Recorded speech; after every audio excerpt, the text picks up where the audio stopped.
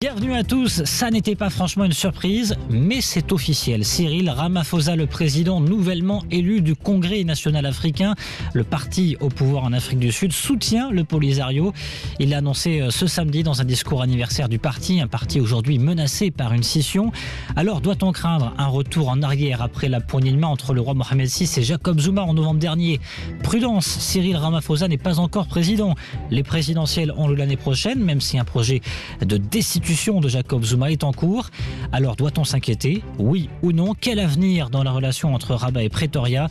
C'est le premier sujet des décodeurs atlantiques. Vos décodeurs ce matin, Hicham Hamadi, bonjour. Bonjour. Analyste politique et économique. Ayman Cheraghi également avec nous ce matin, bonjour. Bonjour à toutes et à tous. Enseignant et consultant, président de l'association SimSim Participation Citoyenne. En deuxième partie, nous verrons comment le Maroc peut prendre le train de la 4e révolution industrielle. Le Conseil économique, social et environnemental vient de relever dans un rapport des recommandations et une alerte, le risque pour le Maroc de rater ce train tout simplement de cette nouvelle révolution industrielle, un risque flagrant aujourd'hui. Vos réactions, vos questions sur la page Facebook Les Décodeurs Atlantiques ou bien sur Twitter avec le hashtag LDA. C'est parti. Bon, pas franchement une surprise, mais tout de même assez inquiétant, pas inquiétant. Hicham Hamadi, ce positionnement de Cyril Ramaphosa, président nouvellement élu du Congrès national africain, qui déclare à l'anniversaire du parti au pouvoir, eh bien, je soutiens fermement le Polisario. Non, pas du tout surprenant. C'est dans la lignée de la politique extérieure de l'Afrique du Sud depuis toujours. Il faut rappeler que le président actuel est englué de plusieurs scandales.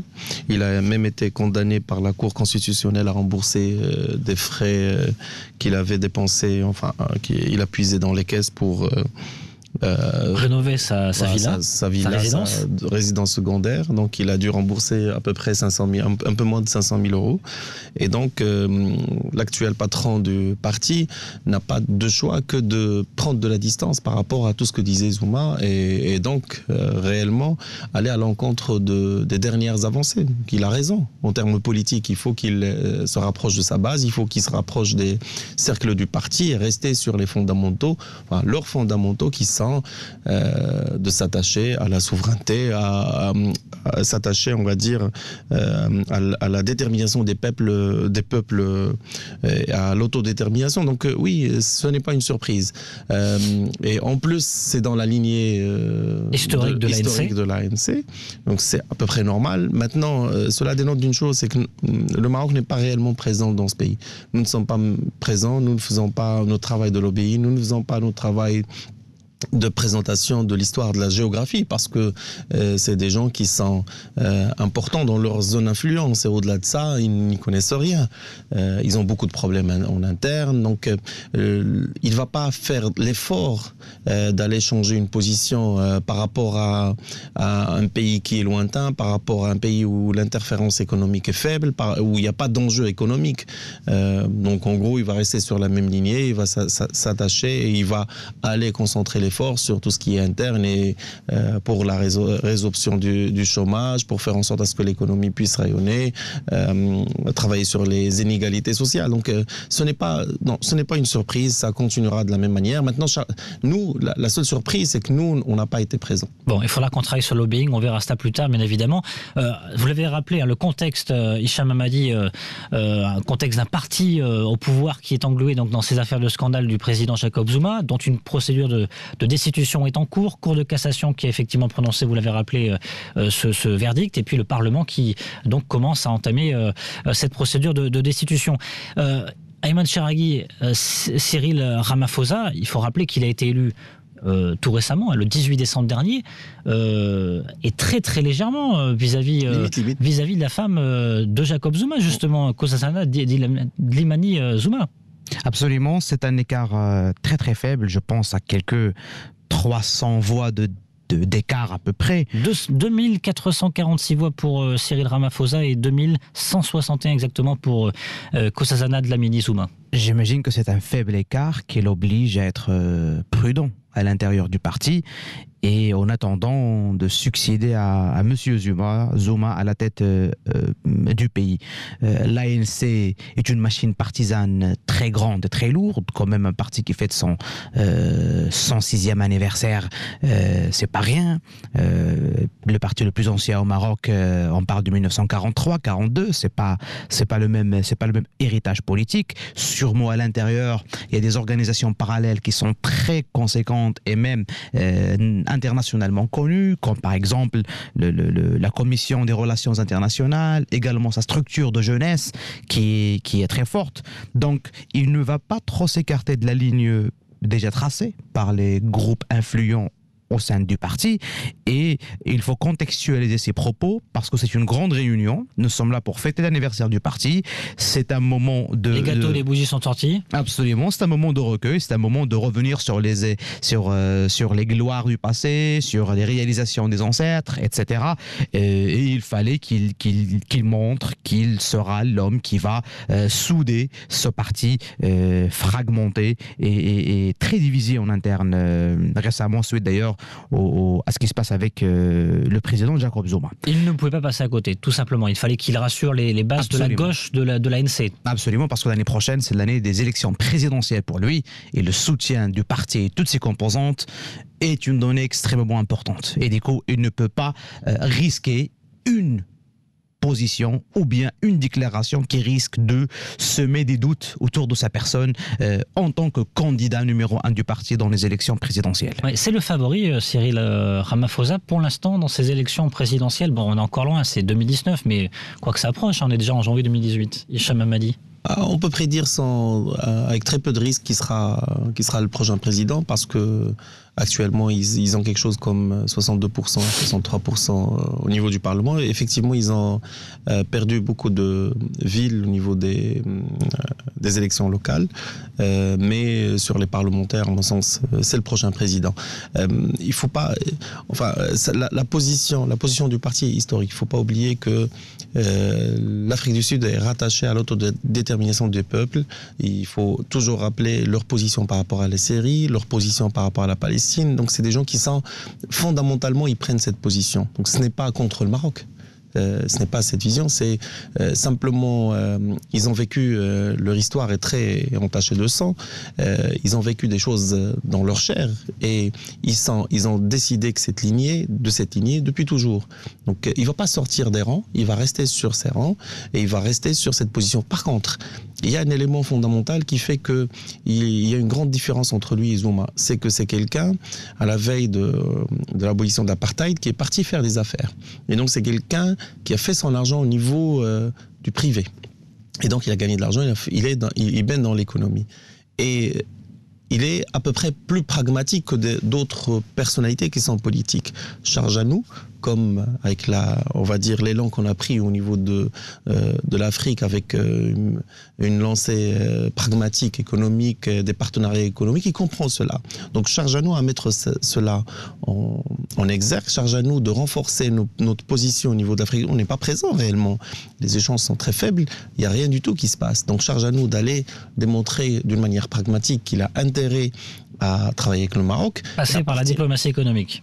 Par l'économie, même pas la diplomatie économique, faire en sorte à ce qu'il y ait un échange, à ce qu'il y ait des affaires, à ce qu'il y ait des investissements de part et d'autre. Et là, effectivement, il va s'intéresser à cette question et il changera probablement de position parce que c'est un pragmatique. Donc il y a une fenêtre de tir. Le personnage n'est pas un pur... Enfin, c'est un politicien, mais c'est quelqu'un qui a baigné dans les affaires, c'est quelqu'un qui a pas ou très peu de casseroles, en tout cas pas de casseroles connues. Et donc c'est quelqu'un qu'on peut manier, qu'on peut travailler par du pragmatisme et par du lobbying. Donc charge à nous de faire le boulot.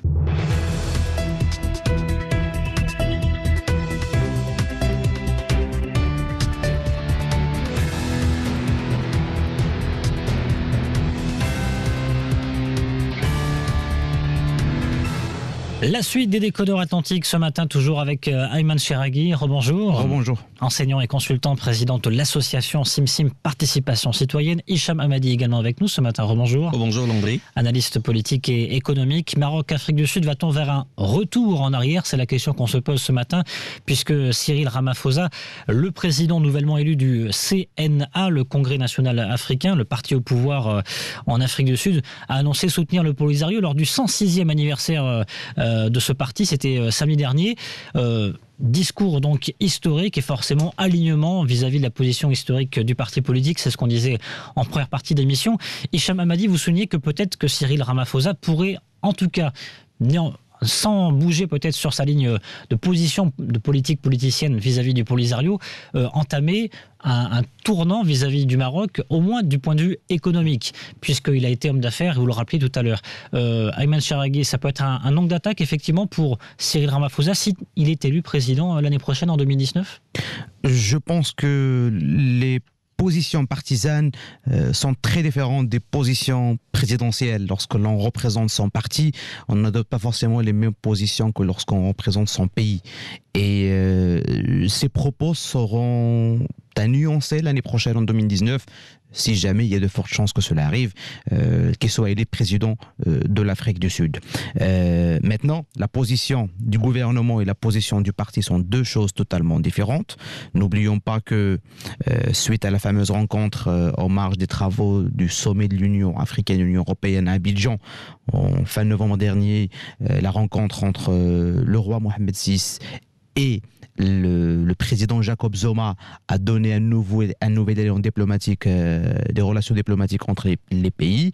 Tout récemment, il y avait une conférence interministérielle, absolument, sur l'agenda africain de la migration dont s'occupe le Maroc. Et effectivement, les deux ministres des Affaires étrangères, marocain Nassar Bourreta et son homologue sud-africain, se sont rencontrés et ont discuté des sujets d'intérêt commun, etc. Donc, nous avons aujourd'hui, en termes diplomatiques, ça bouge, les canaux sont en train de se réchauffer, ce n'est la déclaration de Ramaphosa est une déclaration partisane à mettre dans son contexte et à mon avis, à ne pas extrapoler sur la position du pays. J'aimerais ajouter une chose, je pense quand même, à mon humble avis, qu'un communiqué d'étonnement ou bien de regret devrait sortir. Mais je ne pense pas que c'est le ministre des Affaires étrangères qui devrait le faire, parce que ce n'est pas dans les manières et les coutumes diplomatiques qu'un ministère réagisse au propos d'un parti politique. Et là, je me pose la question, où sont nos partis politiques? Pourquoi il n'y a pas de parti politique qui donne un petit communiqué d'étonnement, un petit communiqué de regret suite aux propos du président, ou bien du secrétaire général de l'ANC, et que, comme quoi, et on invite les différentes forces politiques et économiques sud-africaines à étudier la proposition marocaine saluée par la communauté internationale, etc., etc. Et on pousse à chaque fois un peu cette diplomatie partisane en œuvre. C'est vrai que le ministre des Affaires étrangères n'a pas à faire cette réaction, mais vivement, un parti politique marocain devrait le faire. Et honnêtement, et déjà là, le fait qu'on en parle aujourd'hui en émission matinale sur la radio, je pense que c'est déjà trop tard. Présidentielle donc l'année prochaine en Afrique du Sud. D'ici là, il faut accélérer le pas du côté marocain, tant du côté également du gouvernement sud-africain, ouvrir les ambassades le plus vite possible, courant de cette année, Hicham Hamadi? Non, à mon sens, l'expérience a démontré que l'élan économique prend le pas sur l'élan politique. Je pense que la position officielle restera la même, parce que la position actuelle de Zuma est toujours la même. Simplement, il y a un réchauffement des relations avec des visites et avec un début de discussion. Donc la position restera la même, ça c'est certain. Charge à nous d'aller et de faire en sorte à ce que notre influence prenne le pas sur les aspects politiques. L'Afrique du Sud, elle a une zone d'influence qui est limitrophe, donc ce qu'on appelle le SADC. Et elle fait son business avec un ensemble de pays qui sont dans les alentours et au-delà. Il y a très peu de choses qui se passent. Elle a été choisie par Brésil, par le groupe des BRIC pour ajouter un S et qu'elle en fasse partie en disant qu'elle deviendrait une puissance émergente à horizon 2040. Donc, elle a le potentiel. Maintenant, elle a aussi des ambitions au niveau africain. Maintenant, charge à nous de faire en sorte à ce que les relations économiques prennent le pas.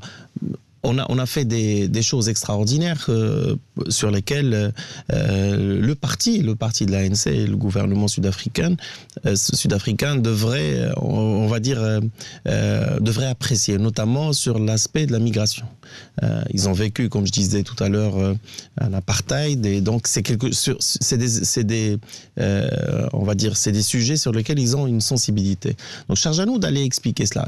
On a une expérience assez intéressante ici en termes de réconciliation, comment notre expérience par rapport à cela. C'est des choses sur lesquelles il y a des éléments de discussion qui peuvent apprécier. Et puis après, il y a l'aspect économique. Charge à nous d'être présents, d'emmener des investissements, de faire en sorte à ce qu'on puisse être par nos banques, par nos opérateurs télécoms, par nos entreprises. Donc il n'y a que comme ça qu'on peut reconquérir, on va dire, entre parenthèses, pas la confiance, mais l'appréciation de ce pays. C'est faisable, ça a été démontré ces 2 dernières années avec avec une présence de notre ancien ministre des Affaires étrangères, Mezouar, qui était présent à un sommet là-bas, et puis après une rencontre entre les 2 présidents du pays, enfin le roi Mohamed VI, et à la fin un réchauffement des relations avec un début de discussion. Donc oui, c'est simple à faire. En fait, ça ne dépend que de nous. Ça ne dépend que de nous parce qu'aujourd'hui, il n'y a rien qui s'est passé, la position est la même. Donc il n'y a pas une évolution, il n'y a pas une aggravation de la situation. Charge à nous d'aller conquérir. Allez, dans un instant, on va parler